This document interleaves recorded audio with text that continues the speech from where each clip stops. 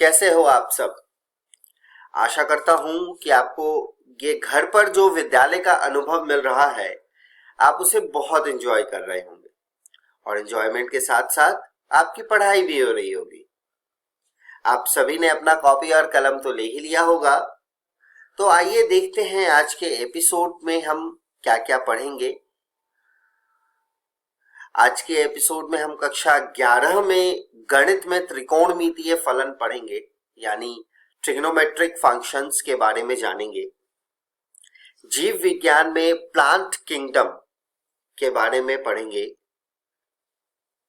उसके बाद हम एक नजर डॉक्टर एपीजे अब्दुल कलाम की जीवनी की कुछ बातों पर भी डालेंगे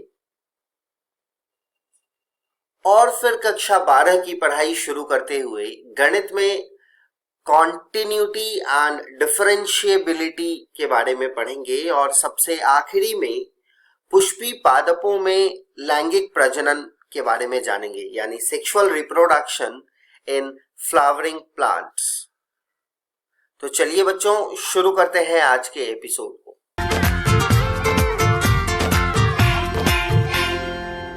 नमस्कार दोस्तों, आज हम कक्षा 11वीं के गणित का अध्याय पढ़ने जा रहे हैं जिसका नाम है त्रिकोणमितीय फलन भाग 2। तो चलिए देखते हैं आज की वीडियो में हम क्या सीखने वाले हैं। हम पढ़ेंगे इकाई वृत्त और त्रिकोणमितीय सर्वसमीकाएं।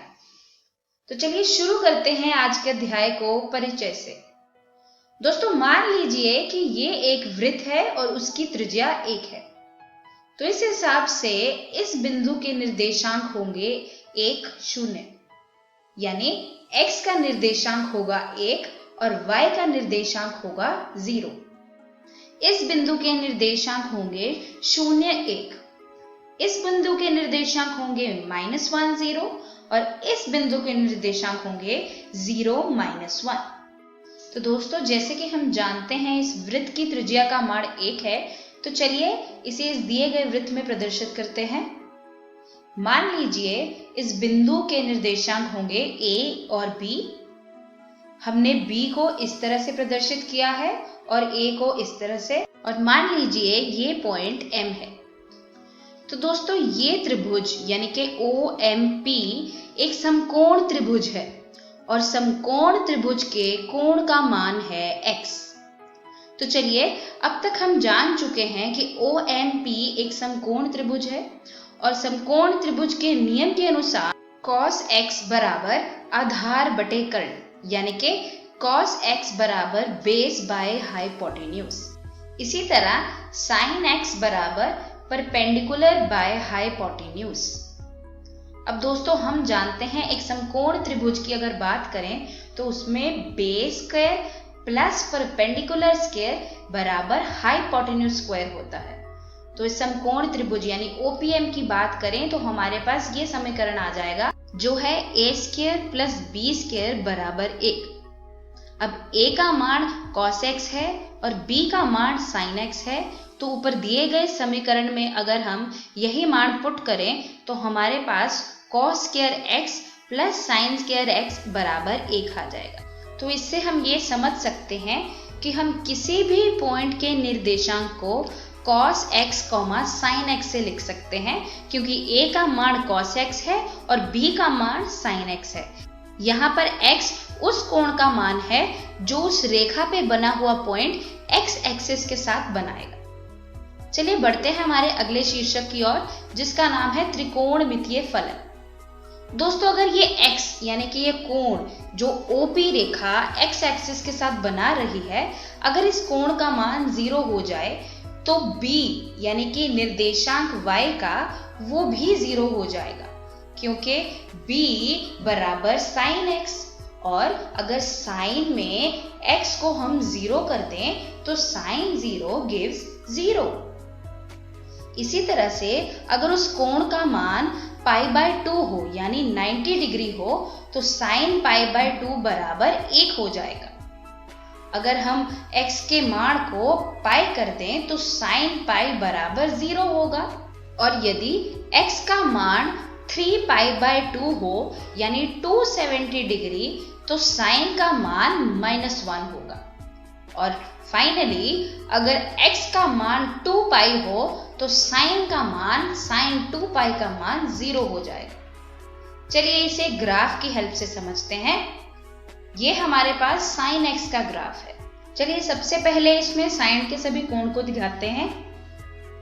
अब ध्यान दीजिए कि 0 डिग्री पर साइन फलन का ग्राफ 0 को ही छू रहा है और π/2 पर साइन फलन का मान अधिकतम हो जाता है यानी कि 1 और उसके बाद दोबारा पाई पर जाने तक साइन फलन फिर से 0 हो जाता है और 3π/2 पर इसका मान फिर से अधिकतम हो जाता है पर साथ ही नेगेटिव भी हो जाता है। 2π तक आते आते ग्राफ फिर से 0 को छू जाता है। ध्यान दीजिए कि साइन की अधिकतम मान 1 है और न्यूनतम मान -1 है। चलिए आगे बढ़ते हैं। दोस्तों अब तक हमें ज्ञात हो चुका है कि किसी भी पॉइंट के निर्देशांक यानी a b को हम cos x या sin x से भी लिख सकते हैं। चलिए अब cos x में जो x यानी कि कोण के मान को समझते हैं। अगर x का मान 0 हो यानी cos 0 बराबर 1, x का मान 0 हो यानी कोण का मान अगर 0 होगा तो cos फंक्शन का जो मान है वो 1 के बराबर होगा।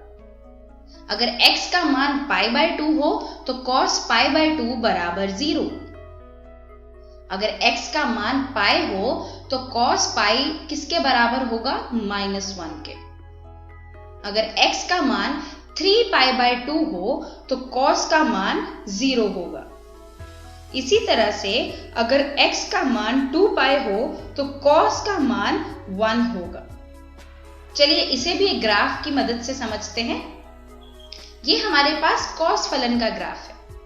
सबसे पहले हम इस ग्राफ में सभी पॉइंट्स को दिखाते हैं और उनके कोण को भी दिखाते हैं।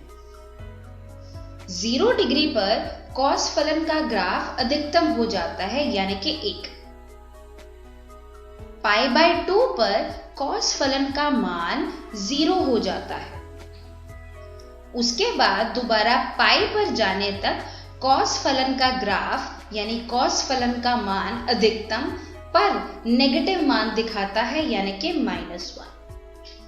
3π/2 पर इसका मान फिर से 0 हो जाता है और 2π तक आते आते ग्राफ फिर से अधिकतम हो जाता है।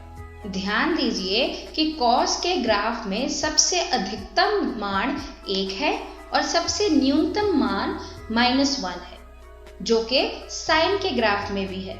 और एक चीज का और ध्यान रखना होगा कि जहां पर जिस कोण पर साइन की वैल्यू सबसे ज्यादा अधिकतम है वहीं पर cos की वैल्यू सबसे ज्यादा कम होगी। चलिए आगे बढ़ते हैं। आगे बढ़ते हैं साइन और cos फलन के एंगल्स के बारे में। अगर साइन का कोण 2nπ से बढ़ा दिया जाए तो साइन फंक्शन का मान बिल्कुल नहीं बदलेगा, वो सेम रहेगा।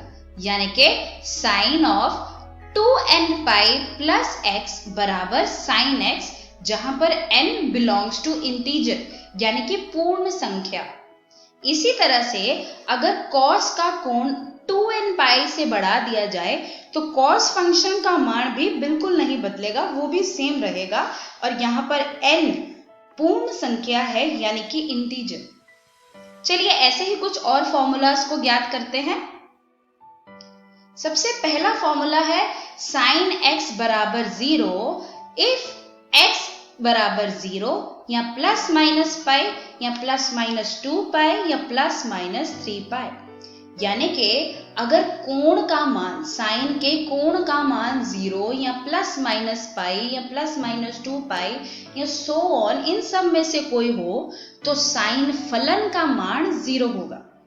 इसी तरह से अगर cos फंक्शन में cos फंक्शन के कोण का मान प्लस माइनस π/2 या प्लस माइनस 3π/2 या प्लस माइनस 5π/2 हो तो cos फंक्शन का मान 0 होगा। इसे और अच्छे से इस तरह से समझा जा सकता है कि साइन फंक्शन का मान 0 है अगर साइन के कोण का मान nπ हो। n यानी कि इंटीजर यानी कि पूर्ण संख्या, वो 0, 1, 2, 3 कुछ भी हो सकती है। इसी हिसाब से cos x बराबर 0, जहां पर x की वैल्यू है 2n+1 multiplied by pi by 2। यहाँ पर 2n+1 का मतलब विषम गुणांक यानी कि odd multiple of pi by 2। अगर x का मान यानी cos के कोण का मान एक विषम गुणांक है पाई बाय 2 का, तो cos फंक्शन का मान 0 होगा। चलिए आगे बढ़ते हैं। चलिए पढ़ते हैं कुछ त्रिकोणमितीय फलनों के गुणों के बारे में। सबसे पहले हम पढ़ेंगे साइन और कोसेकेंट x के बारे में। अब ध्यान दीजिए कि साइन x बराबर 1 कोसेकेंट x। यहाँ पर x कोण है, यानी कि साइन फंक्शन कोसेकेंट फंक्शन का रेसिप्रोकल है। इसी तरह से कोसेकेंट फंक्शन साइन फंक्शन का रेसिप्रोकल है, यानी कि कोसेकेंट x बराबर 1/sin x। इसी तरह से cos x बराबर 1/secant x और secant x बराबर 1/cos x। इसी हिसाब से tan x बराबर 1/cot x और इसी से हम cot x बराबर 1/tan x निकाल सकते हैं। चलिए दोस्तों आगे बढ़ते हैं। दोस्तों इस स्लाइड को हमको बहुत ध्यान से समझना होगा।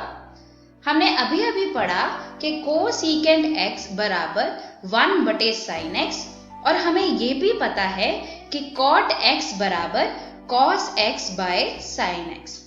अब दोस्तों ये दोनों फलन यानी कोसेकेंट x और cot x तभी माननीय होंगे जब दोनों फलनों के हर यानी डिनोमिनेटर 0 ना हो, यानी कि sin x कोसेकेंट x में और cot x में जो sin x है, ये दोनों अगर 0 के बराबर ना हो तो कोसेकेंट x और cot x दोनों ही फलन माननीय होंगे।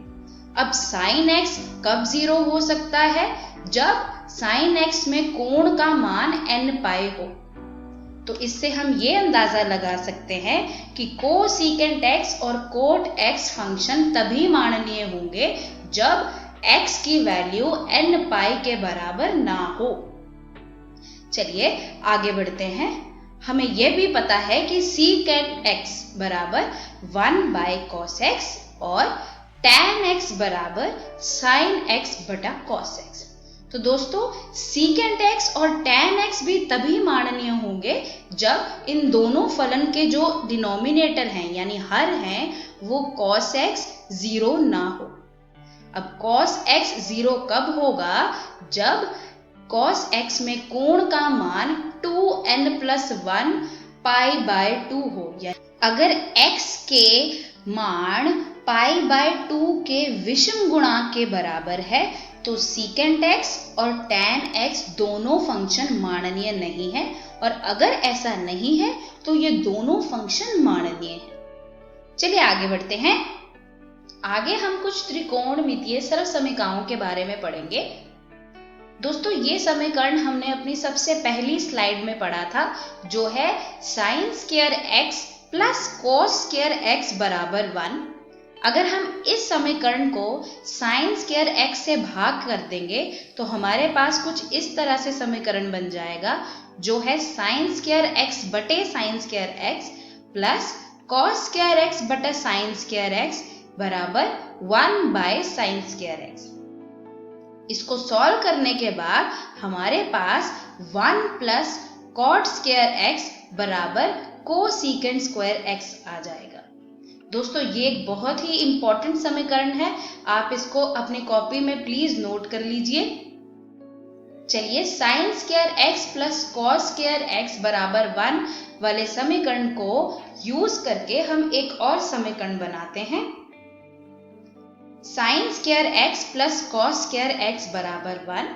अगर इसी समीकरण को अब हम cos स्क्वायर x से भाग कर दें तो हमारे पास आएगा sin स्क्वायर x बटे cos square x plus cos square x बटे cos स्क्वायर x बराबर 1/cos स्क्वायर x।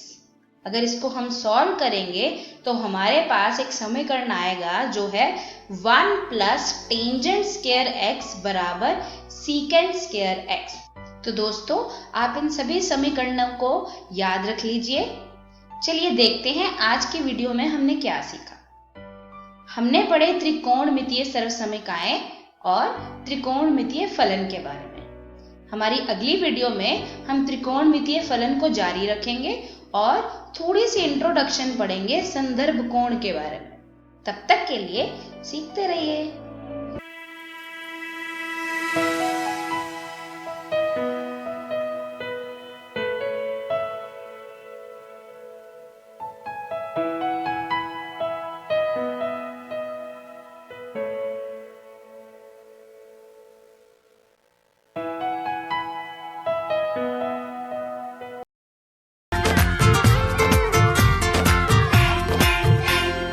नमस्कार दोस्तों, अब हम पौधों में परिवहन के विषय में कुछ और जानकारी पढ़ेंगे।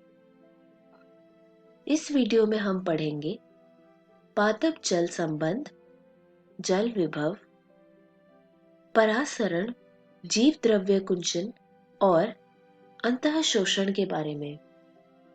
पौधों के शारीरिक क्रियाकलाप के लिए जल अनिवार्य है और यह सभी जीवित प्राणियों के लिए एक अत्यंत महत्वपूर्ण भूमिका निभाता है। यह वह माध्यम उपलब्ध कराता है जिसमें सभी पदार्थ घुलनशील होते हैं। जीव द्रव्य में 1000 तरह के अणु पानी में घुले होते हैं और निलंबित रहते हैं। एक तरबूज के अंतर्गत 92% से अधिक भाग पानी का होता है तथा ज्यादातर शाकीय पौधों में शुष्क पदार्थ केवल 10 से 15% होता है, बाकी जल होता है। स्थलीय पौधों में प्रतिदिन भारी मात्रा में पानी ग्रहण करता है, लेकिन पत्तियों से इनका अधिकतर भाग बाष्पोत्सर्जन द्वारा हवा में उड़ जाता है। मक्के का एक परिपक्व पौधा एक दिन में लगभग 3 लीटर पानी अवशोषित करता है, जबकि सरसों का पौधा लगभग 5 घंटे में अपने वजन के बराबर पानी अवशोषित कर लेता है।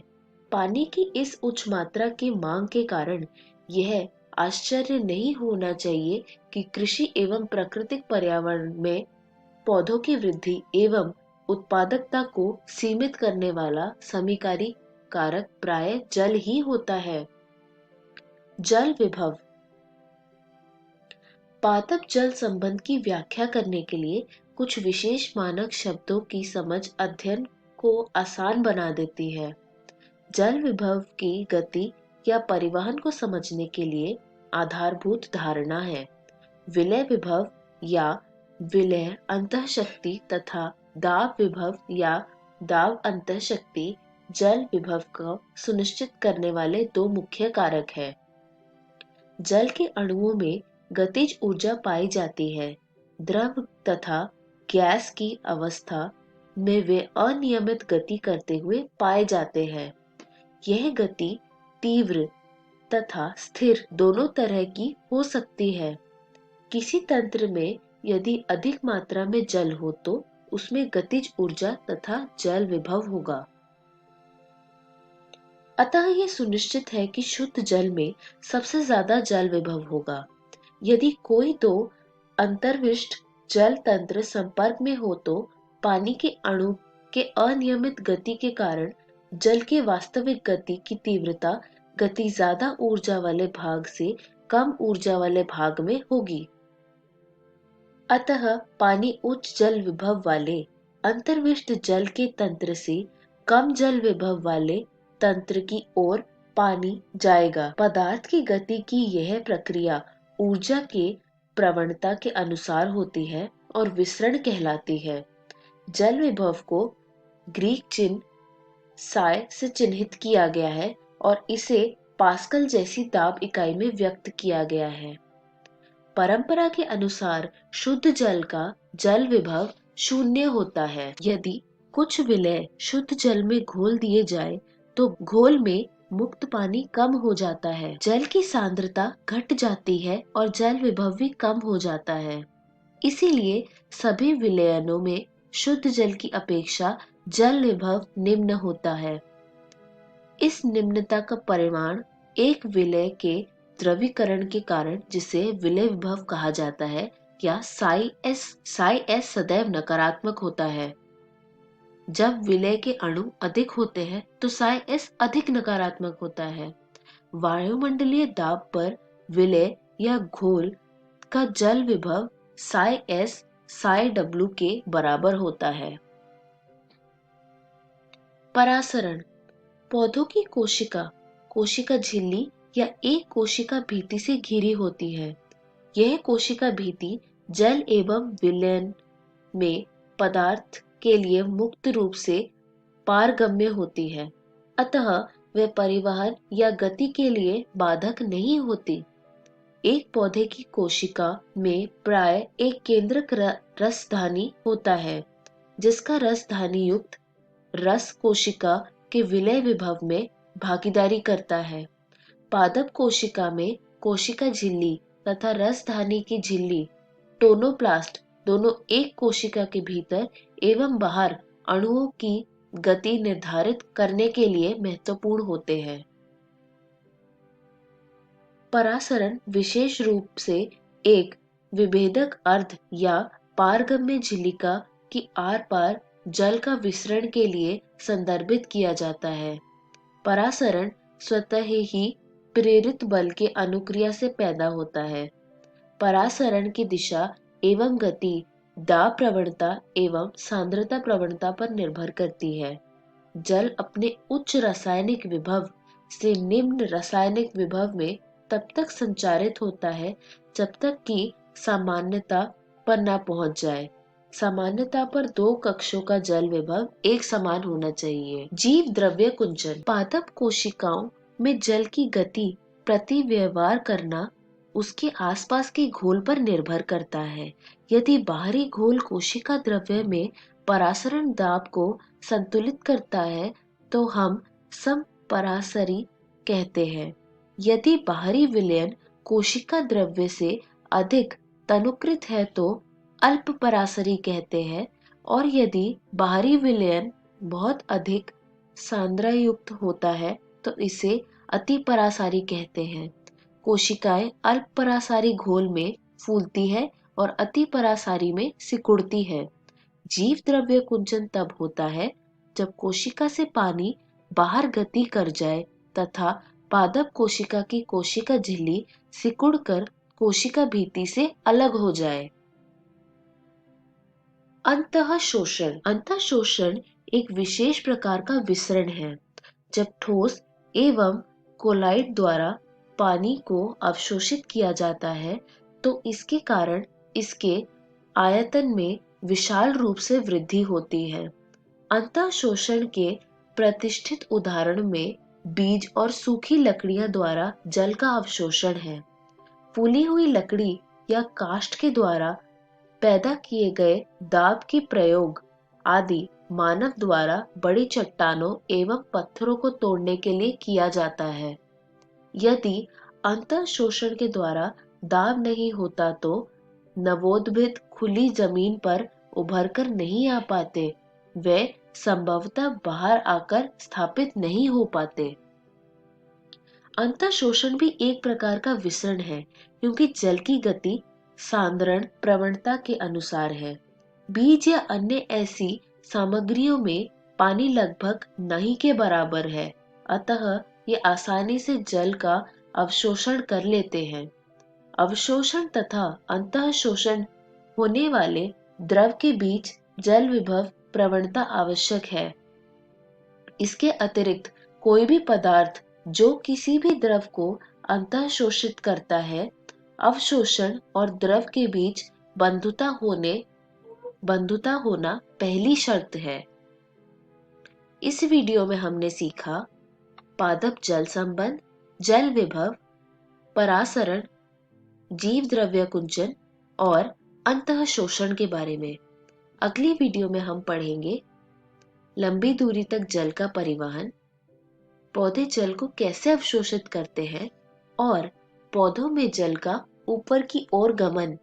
धन्यवाद।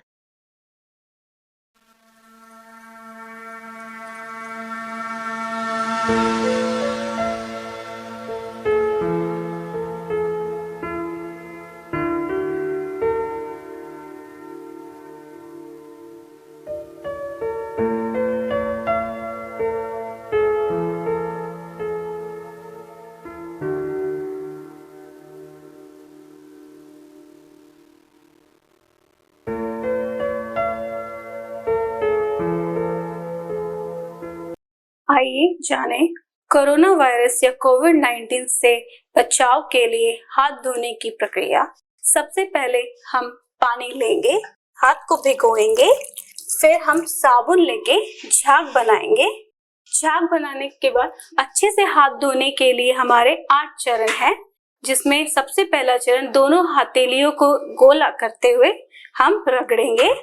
दूसरा चरण, इसमें हम बाएं हाथ की हथेली दाएं हाथ की हथेली के ऊपर रख के उंगलियों को फंसाते हुए रगड़ेंगे। इसी प्रकार दूसरे हाथ में दोहराएंगे। तीसरा चरण, इसमें हम दोनों हाथों की उंगलियों को फंसाते हुए रगड़ेंगे। चौथा चरण, जिसमें हम बाएं हाथ के अंगूठे को दाएं हाथ से पकड़ेंगे और गोल करते हुए रगड़ेंगे। इसी प्रकार हम दूसरे हाथ में इसे दोहराएंगे। पांचवा चरण, इसमें हम दोनों हाथों की उंगलियों को इस प्रकार फंसाएंगे और इसे ऊपर नीचे रगड़ेंगे।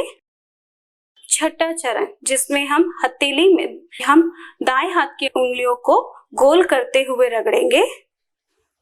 इसी प्रकार हम दूसरे हाथ में भी इसे करेंगे। सातवां चरण, जिसमें हम कलाई को रगड़ेंगे नीचे की तरफ। इसी प्रकार हम दूसरे हाथ में भी दोहराएंगे।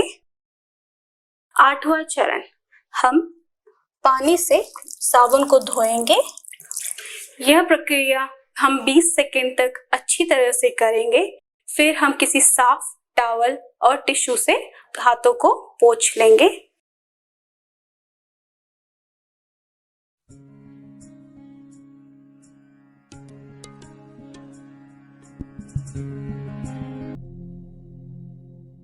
SLV प्रोजेक्ट के पहले 3 सालों में साइंस के बहुत से नए नए इसरार खुले और आहिस्ता आहिस्ता साइंस और टेक्नोलॉजी का फर्क समझ आने लगा। रिसर्च और अमल, डेवलपमेंट का फासला पता चलने लगा। किसी भी इजाद में गलतियां होना लाजमी है, लेकिन हर गलती कामयाबी की तरफ एक और कदम उठाती है, एक और सीढ़ी बन जाती है। किसी भी तख्लीक की तरह SLV3 की तख्लीक भी कई दर्दनाक लम्हों से गुजरी। एक रोज जब मैं और मेरे तमाम साथी अपने कामों में पूरी तरह डूबे हुए थे, मेरे घर से एक मौत की इत्तला पहुंची। मेरे दोस्त और हमदर्द मेरे बहनोई जलालुद्दीन का इंतकाल हो गया था। कुछ देर के लिए तो मैं सुन्न होकर रह गया। मेरी आंखों में अंधेरा छा गया। थोड़ी देर बाद जब अपने चौगिरदे का एहसास हुआ तो महसूस किया जैसे मेरी हस्ती का एक हिस्सा मर गया था। रात की रात बसों में सफर करता हुआ अगली सुबह मैं रामेश्वरम पहुंचा। जोहरा को क्या तसल्ली देता और क्या सब्र देता अपनी भांजी महबूबा को, जो रो रो कर हलकान हो रही थी। मेरी आंखों के सोते पहले ही सूख चुके थे। थुम्बा लौटकर बहुत दिनों तक सारा कामकाज, सारी मसरूफियत बेमानी लगने लगी। बहुत दिनों तक बहुत मलाल लगा, सब बेमानी लगता था। प्रोफेसर धवन देर देर तक हौसला देते थे, कहते SLV पर जैसे जैसे काम आगे बढ़ेगा मुझे सब्र महसूस होगा और ये मायूसी कम होते होते गुजर जाएगी। 1976 में मेरे अब्बा ज़ैनुल आबदीन 102 साल की उम्र में वहीं रामेश्वरम में इंतकाल फरमा गए। 15 पोते पोतियां छोड़कर गए थे पीछे और एक पड़पोता। दुनियावी तौर पर वो सिर्फ एक और बुजुर्ग की मौत थी। कोई बड़ा मातम नहीं हुआ, झंडा नहीं उतारा गया, न अखबारों ने स्याह हाशिए दिए, न सियासतदान थे वो, न विद्वान कोई, न कोई बड़े सरमायादार। एक सीधे सादे इंसान थे, फरिश्ता सिफत, और हर उस बात की वजह थे जो दानाई और पारसाई की राह दिखाती है।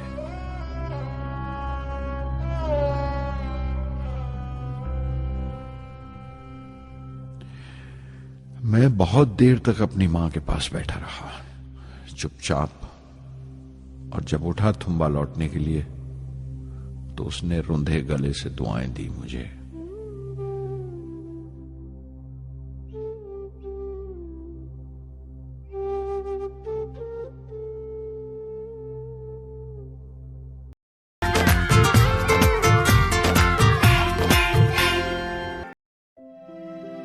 नमस्कार दोस्तों, आज के इस वीडियो में आपका स्वागत है। आज हम पढ़ेंगे आपकी गणित की पुस्तक का पाठ 5, जिसका नाम है सातत्य तथा अवकलनीयता। अब यदि इसी पाठ के नाम को आप अंग्रेजी में जानना चाहें तो वह कहलाता है कॉन्टिन्यूटी एंड डिफरेंशिएबिलिटी। तो चलिए इस पाठ के पहले भाग में आगे बढ़ते हैं और जानते हैं आज के इस वीडियो में हम क्या पढ़ेंगे। आज हम पढ़ेंगे भूमिका यानी इंट्रोडक्शन और सातत्य यानी कॉन्टिन्यूटी। तो शुरू करते हैं पहले विषय के साथ। भूमिका में हम जानेंगे कि इस पाठ में हम किन विषयों पर चर्चा करने वाले हैं। तो सबसे पहला विषय होगा सातत्य। इसमें हम जानेंगे कि सातत्य होता क्या है, या फिर यदि हम किसी फलन को कहते हैं कि वह सातत्य है तो ऐसा कब होता है। फिर हम देखेंगे अवकलनीयता, यानी किसी भी फलन की अवकलनीयता को किस प्रकार परिभाषित किया जाता है। और आखिर में हम जानेंगे कि सातत्य तथा अवकलनीयता आपस में किस तरीके से जुड़े हुए हैं, या हम ये भी कह सकते हैं कि सातत्य तथा अवकलनीयता में संबंध। तो चलिए आगे बढ़ते हैं और सातत्य का अर्थ जानते हैं। आइए एक उदाहरण देखते हैं। आपके सामने एक फलन कुछ विचित्र प्रकार से परिभाषित है, लेकिन ऐसा फलन आपने कक्षा 11वीं में भी देखा होगा। कक्षा 11वीं में एक पाठ था आपका, पाठ 13, सीमा एवं अवकलन। उसमें आपने इस प्रकार के फलनों की चर्चा करी होगी। ये फलन आप पढ़ते कैसे हैं? ये फलन इस प्रकार से पढ़ा जाता है कि f ऑफ x का मान 1 होगा यदि x का मान या तो 0 होगा या 0 से छोटा होगा, और दूसरी स्थिति ये होगी कि f ऑफ x बराबर होगा 2 जब x का मान जो है वो 0 से बड़ा होगा। आइए एक आलेख देखते हैं। ये आलेख जो है ये आपके सामने जो फलन दिया गया है इसी का आलेख है। x का मान जब 0 होगा तो वो बिंदु कहाँ रहता है? वो बिंदु रहेगा y अक्ष पर, और जब x का मान 0 से छोटा है तो x के ऋणात्मक दिशा की ओर देखा जाएगा। अब इस बिंदु को निर्देशांक दिए गए हैं 0,1। ऐसा क्यों? ऐसा इसलिए कि जब x का मान 0 या 0 से छोटा है तब f ऑफ x यानी जो y है उसका मान 1 है। अब यदि मैं दूसरी स्थिति को देखूं, x का मान जब 0 से बड़ा है यानी ये जो है वो धनात्मक दिशा में है, x के सभी धनात्मक मानों की चर्चा की गई है, तब उसको आप इस बिंदु से दर्शाएंगे जिसके निर्देशांक है 0,2। यानी जब x का मान 0 से बड़ा है तो f ऑफ x का मान 2 है। अब f ऑफ x का मान जो है वो x के मान के हिसाब से बदल रहा है, तो इस कारण आप ये कह सकते हैं कि यह जो फलन है वह सातत्य नहीं है। आइए आगे बढ़ते हैं और एक और उदाहरण देखते हैं। यहाँ पे f ऑफ x का मान 1 है जब x का मान 0 के बराबर नहीं है, और f ऑफ x का मान 2 है जब x का मान 0 के बराबर है। तो इसका जो आप यहाँ पे आलेख देख रहे हैं उसको आप समझने की कोशिश कीजिए जैसे हमने पिछला आलेख समझा था। x का मान जब 0 के बराबर नहीं है तब y बराबर एक रेखा खींच दी गई है और x का मान जब 0 है यानी y अक्ष पर, वहां पर f ऑफ x का मान 2 है तो निर्देशांक लिख दिए गए हैं 0,2। ये फलन जो है वह भी सातत्य नहीं है। चलिए आगे बढ़ते हैं और सातत्य की परिभाषा देखते हैं। मान लीजिए कि f वास्तविक संख्याओं के किसी उप समुच्चय में परिभाषित एक वास्तविक फलन है और मान लीजिए कि f के प्रांत में c एक बिंदु है, तब f बिंदु c पर संतत है यदि limit x tending to c f of x is equal to f of c। आइए अब आगे बढ़ते हैं और कुछ रोचक तथ्य देखते हैं। पहला तथ्य है एक फलन x बराबर c पर संतत है यदि फलन x बराबर c पर परिभाषित है और यदि x बराबर c पर फलन का मान x बराबर c पर फलन की सीमा के बराबर है। अगला तथ्य है यदि x बराबर c पर फलन संतत नहीं है तो हम कहते हैं कि c पर f असंतत यानी डिसकंटिन्यूअस है तथा c को एक असांतत्य का बिंदु यानी पॉइंट ऑफ डिसकंटिन्यूटी कहते हैं। आप इन तथ्यों से समझे क्या? पहले तथ्य में कहा गया फलन x बराबर c पर संतत होगा यदि फलन का मान और फलन की सीमा उस बिंदु पर आपस में बराबर हो जाती है और जब फलन संतत नहीं होता तब हम कहते हैं कि फलन असंतत है और जिस बिंदु पर हमने जांचा होता है कि फलन संतत है या नहीं उस बिंदु को असांतत्य का बिंदु कहा जाता है। चलिए आगे बढ़ते हैं और एक उदाहरण देखते हैं। उदाहरण में कहा गया है x बराबर 1 पर फलन f of x बराबर 2x जमा 3 के सातत्य की जांच कीजिए। तो यहाँ पर आप इसको हल कैसे करेंगे? सबसे पहले देखेंगे कि x बराबर 1 पर फलन परिभाषित है तो f of 1 बराबर हो जाएगा 2 गुना x की जगह पर 1 रख दीजिए जमा 3 यानी 2 गुना 1 जमा 3 जो कि आ जाता है 5। अब हमने देख लिया कि x बराबर 1 पर फलन परिभाषित है और मान भी ज्ञात कर लिया x बराबर 1 पर। अब हम x बराबर 1 पर फलन की सीमा ज्ञात करते हैं। तो हम सीमा कैसे ज्ञात करेंगे? सीमा दो प्रकार की होती है, पहली बाएं हाथ की सीमा और दूसरी दाएं हाथ की सीमा, और जब इन दोनों सीमाओं का मान बराबर होता है तब हम कहते हैं कि इस फलन की सीमा जो है वह परिणाम में आने वाला अंक है। तो इसमें भी हम वही करेंगे, पहले निकालते हैं दाएं हाथ की सीमा, limit x tending to a plus f of x। तो ये जो a प्लस है आप यहाँ पर अपना बिंदु रखेंगे जिस बिंदु पर आपको ज्ञात करना है। ये हो जाएगा limit x tending to 1 2x plus 3। अब 3 तो वैसे का वैसा ही रह जाएगा, क्यों? क्योंकि 3 के साथ वहां पर x है नहीं, x का मान ही तो 1 की तरफ बढ़ रहा है। अब यदि अगर x का मान 1 की तरफ बढ़ रहा है तो उससे 3 पर किसी प्रकार का कोई प्रभाव नहीं होगा, तो हम 2 के साथ 1 को गुना कर देंगे और उसमें 3 वैसे का वैसा जोड़ देंगे तो मिल जाएगा 5। अब x बराबर 1 पर जब फलन परिभाषित था तो f ऑफ 1 भी 5 आ रहा था और दाएं हाथ की सीमा जो है वो भी 5 आ गई। अब यदि बाएं हाथ की सीमा भी 5 आ जाए तो हम कह देंगे कि x बराबर 1 पर फलन सातत्य है। देखते हैं बाएं हाथ की सीमा। बाएं हाथ की सीमा होती है limit x tending to a minus f of x। तो limit x tending to 1 2x plus 3 कैसे होगा? बिल्कुल वैसे ही 2 इंटू 1 प्लस 3 यानी 2 गुना 1 जमा 3 जो कि हो गया 5। अब x बराबर 1 पर फलन का मान और फलन की सीमा दोनों ही 5 आ गए, यानी हम कह सकते हैं कि ये जो फलन की सीमा है वो फलन के मान के बराबर हो गई और x बराबर 1 पर हमारा जो फलन f है वह संतत है। चलिए आगे बढ़ते हैं, एक और उदाहरण देखते हैं। उदाहरण में कहा गया है x बराबर 0 पर फलन f ऑफ x बराबर मॉड ऑफ x के सातत्य पर हमें विचार करना है। तो सबसे पहले हम क्या करेंगे, फलन को परिभाषित करेंगे। क्यों? क्योंकि जब मॉड के अंदर कोई संख्या लिखी जाती है तो उसमें दो तरीके की स्थितियां आती है, या तो जो फलन है उसका मान 0 से छोटा होगा या फिर फलन का मान 0 से बड़ा होगा। और ऐसा क्यों?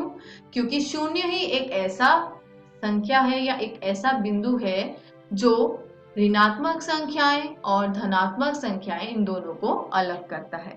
अब f ऑफ x परिभाषित है कुछ इस प्रकार कि f ऑफ x का मान हो जाएगा -x जब x का मान 0 से छोटा होगा, और x हो जाएगा जब x का मान 0 से बड़ा या उसके बराबर होगा। यानी x बराबर 0 पर फलन परिभाषित है। अब हम इसकी सीमा ज्ञात करते हैं। क्यों? क्योंकि कोई भी फलन सातत्य है या संतत है, ये जानने के लिए हमें क्या करना होता है, फलन की जो सीमा है उस बिंदु पर और फलन का जो मान है उस बिंदु पर उनको आपस में बराबर करना होता है। तो f के बाएं पक्ष की सीमा जो होगी limit x tending to 0 minus f of x, वो हो जाएगा limit x tending to 0 minus minus of x। क्यों? क्योंकि जब 0 से छोटा है x तो उसका मान -x है, तो ये हो गया 0। और f के दाएं पक्ष की जब हमने सीमा देखी तो वो हुआ limit x tending to 0 plus f of x।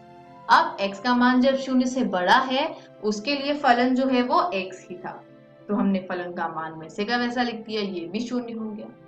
तो x बराबर 0 पर फलन का मान और फलन की सीमा दोनों ही आपस में बराबर हो जाती है। बाएं पक्ष की सीमा, दाएं पक्ष की सीमा और फलन का मान 0 पे सब आपस में बराबर हो गए। आप इसको सिद्धांतों में इस प्रकार से प्रकट कर सकते हैं। अतः हम ये कह सकते हैं कि x बराबर 0 पर f संतत है। चलिए आगे बढ़ते हैं और अगला विषय देखते हैं।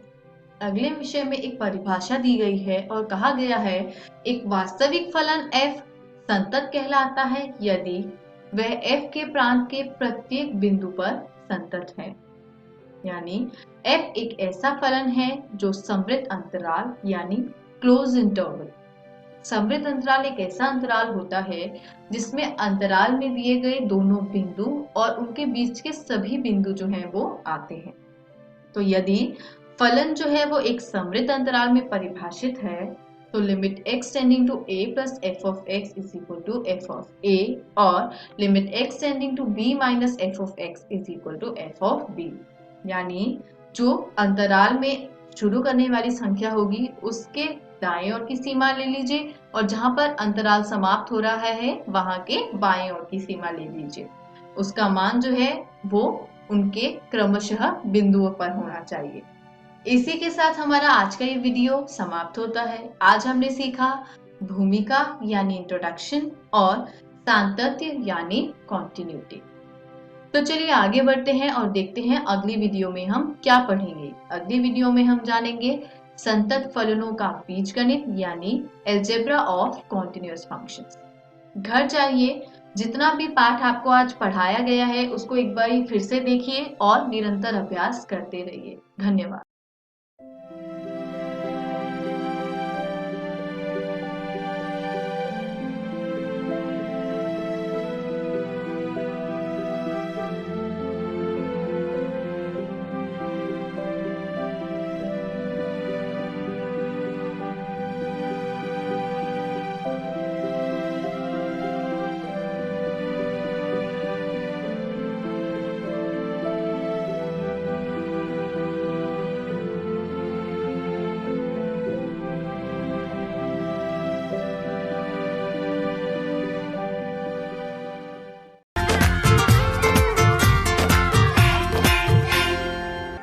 हेलो दोस्तों, जीव विज्ञान की इस वीडियो में आपका स्वागत है।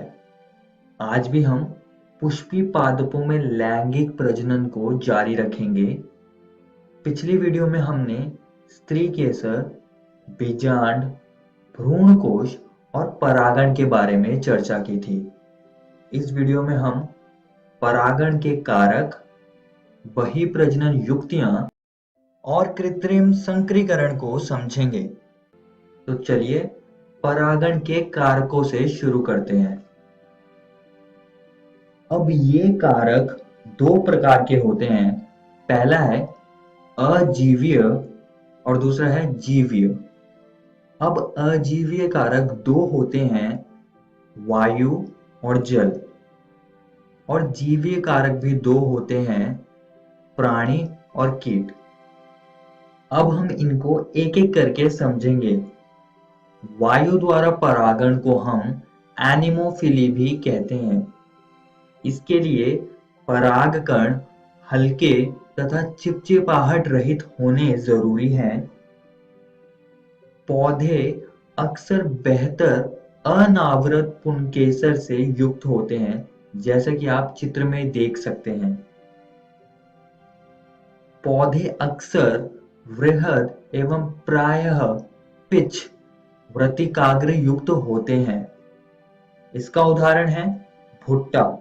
तो जैसे कि आप यहाँ पर एक ये चित्र देख सकते हैं, और आपने कभी न कभी भुट्टे में ऐसी कुछ चीज तो देखी होगी जो रेशेनुमा होती है। ये कुछ नहीं बल्कि वृत्तिकाग्र और वृत्तिका है, जो कि हवा में झूमते रहते हैं ताकि वो पराग कणों को आसानी से पकड़ सकें। आइए अब ज्वल द्वारा परागण को समझते हैं। इसे हम हाइड्रोफिली भी कहते हैं। ये जलीय पौधों में होता है, जैसे कि ताजे पानी के कुछ उदाहरण हैं वेलिसिनेरिया का पौधा, हाइड्रिला, और समुद्री उदाहरण है ज़ोस्टेरा। आपको कोई ना कोई उदाहरण तो इसका याद ही रखना है। आइए अब वेलिसिनेरिया के उदाहरण से इसको समझते हैं। ये वेलिसिनेरिया का मादा पुष्प है, और जो नर पुष्प होते हैं ये पानी के बहाव की मदद से पराग कणों को मादा पुष्प की वृत्तिकाग्र तक पहुंचा देते हैं। आइए अब परागण के जीवीय कारकों को समझते हैं। अगर परागण प्राणियों द्वारा होगा तो उसे हम जूफिली कहेंगे, और अगर परागण कीटों द्वारा होगा तो उसे हम एंटेमोफिली कहेंगे। ये कीट पुष्प तक जाते हैं, जिसकी वजह से जो परागकण होते हैं वो इनकी सतह पर आ जाते हैं। बाद में अगर ये कीट स्त्री केसर के संपर्क में आएंगे तो परागण की प्रक्रिया को पूरा कर देंगे। अब दोस्तों हम उन पुष्पों की विशेषताओं को समझेंगे जो कीटों से परागण करवाते हैं। पुष्प रंगीन, सुगंध युक्त तथा मकरंद से भरपूर होते हैं।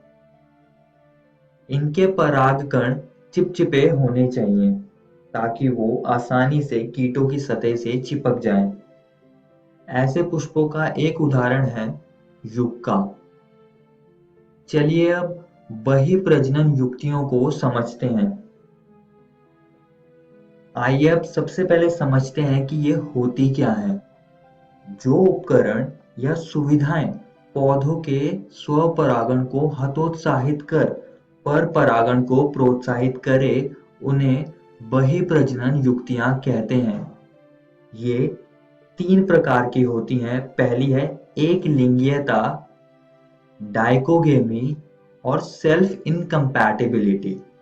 अब हम इनको एक एक करके समझेंगे। सबसे पहले हम एक लिंगीयता को समझेंगे। अब इसमें उभयलिंगी पुष्प आते हैं, जैसे कि अरंड, जिनके पास नर और मादा पुष्प एक ही पादप में होते हैं। तो इससे स्वपरागण का एक प्रकार स्वयुग्मन नहीं होता है, परंतु सजात पुष्पी परागण होता है। दूसरा है एक लिंगी पुष्प, जैसे कि पपीता। इन पुष्पों में दोनों नर और मादा पुष्प अलग अलग पादपों में होते हैं, तो ये स्वपरागण के दोनों स्वयुग्मन और सजात पुष्पी परागण को रोक देते हैं। अगला है डाइकोगेमी। जायांग तथा पुमंग की परिपक्वता का समय अलग अलग होना डाइकोगेमी कहलाता है। परागकण का वृत्तिकाग्र से तैयार होने से पहले ही झड़ जाना, जैसे कि सनफ्लावर में ये चीज होती है, या वृत्तिकाग्र का पहले ही तैयार होना जबकि परागण का बाद में झड़ना। सीधे शब्दों में यही कहूंगा कि इसमें कभी ऐसा होता है कि जो परागकण है वो पहले ही झड़ जाते हैं और वृत्तिकाग्र तैयार नहीं होती है, या इसका उल्टा हो जाता है। आइए अब सेल्फ इनकम्पैटिबिलिटी को समझते हैं। यह एक वंशानुगत प्रक्रम तथा स्वपरागण रोकने का उपाय है। उसी पुष्प या उसी पादप के अन्य पुष्प से जहां बीजांड के निषेचन को पराग अंकुरण या स्त्री केसर में पराग नलिका वृद्धि को रोका जाता है। आइए अब आगे बढ़ते हैं और कृत्रिम संकरीकरण को समझते हैं। ये फसल की उन्नति कार्यक्रम के लिए एक प्रमुख उपागम है और ये चीज हम दो तरीकों से कर सकते हैं। पहला है विपुंसन और दूसरा है बैगिंग। अब इनको समझते हैं। तो विपुंसन में क्या होता है कि जोड़ों चिमटी की मदद से नर जनन अंग को निकाल दिया जाता है, जिसके बाद थैली से इन्हें आवृत किया जाता है। इस प्रक्रिया को बैगिंग कहते हैं। और इस पूरी प्रक्रिया के बाद जो अभिलक्षित परागकण होते हैं उन्हें वृत्तिकाग्र तक पहुंचाया जाता है, जिससे कि एक अच्छा संकर पैदा होता है जो कि फसल की उन्नति को बढ़ाएगा। इस वीडियो में हमने परागण के कारक, बहिर्प्रजनन युक्तियां और कृत्रिम संकरीकरण को समझा। और दोस्तों मैं आप सभी को एक और बात बताना चाहता हूं कि आज हमने आपकी एनसीईआरटी किताब के ये 3 टॉपिक्स को कवर कर लिया है। आप इनको जरूर घर से किताब से पढ़कर आइएगा। अगली वीडियो में हम पराग स्त्री केसर संकर्षण, द्विनिषेचन और भ्रूणपोष के बारे में चर्चा करेंगे। धन्यवाद।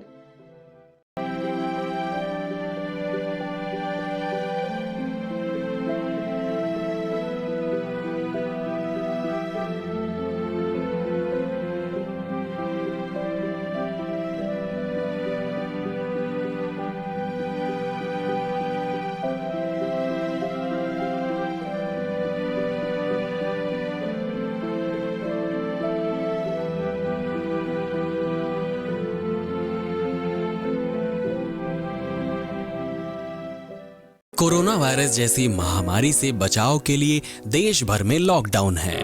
बच्चों को सुरक्षित रखने के लिए विद्यालय बंद किए गए हैं। इस परिस्थिति में आपका मोबाइल ही आपका विद्यालय बन सकता है। जी हाँ, बिहार सरकार के शिक्षा विभाग ने यूनिसेफ और इकोवेशन के साथ मिलकर उन्नयन ऐप मेरा मोबाइल मेरा विद्यालय की शुरुआत की है। इस ऐप पर आप कक्षा 6 से 12 तक के पाठ्यक्रम को पढ़ सकते हैं। सिर्फ पढ़ ही नहीं सकते, बल्कि आपको पढ़ते समय अगर किसी भी तरह की कोई परेशानी आती है या फिर मन में कोई सवाल आता है तो इस ऐप पर आप अपने सवाल भी पूछ सकते हैं, जिसका जवाब उस विषय के विशेषज्ञ द्वारा दिया जाएगा। तो प्ले स्टोर से अभी डाउनलोड करें उन्नयन ऐप मेरा मोबाइल मेरा विद्यालय और अपने मोबाइल से ही अपने विद्यालय का अनुभव पाएं, वो भी बिल्कुल निशुल्क। घर पर रहें, सुरक्षित रहें, स्वस्थ रहें, पढ़ते रहें, आगे बढ़ते रहें, क्योंकि चाहे कोई भी स्थिति हो, शिक्षा हर बच्चे का अधिकार है। बिहार शिक्षा परियोजना की एक पहल। आशा करता हूं कि आज के एपिसोड में जो भी पाठ आपको पढ़ाया गया हो आप उसे अच्छे से समझ पाए होंगे। यदि कोई सवाल आपके मन में आया हो तो उसे उन्नयन ऐप पर आप पोस्ट करके अपने जवाब को जान सकते हैं, या फिर आप हमें ईमेल भी कर सकते हैं स्क्रीन पर दिए गए ईमेल आईडी पे।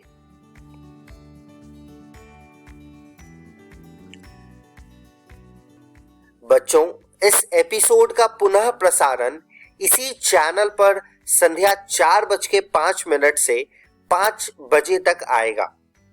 अगर आप इस एपिसोड को दोबारा देखना चाहते हैं तो संध्या 4:05 से 5 बजे तक देख सकते हैं।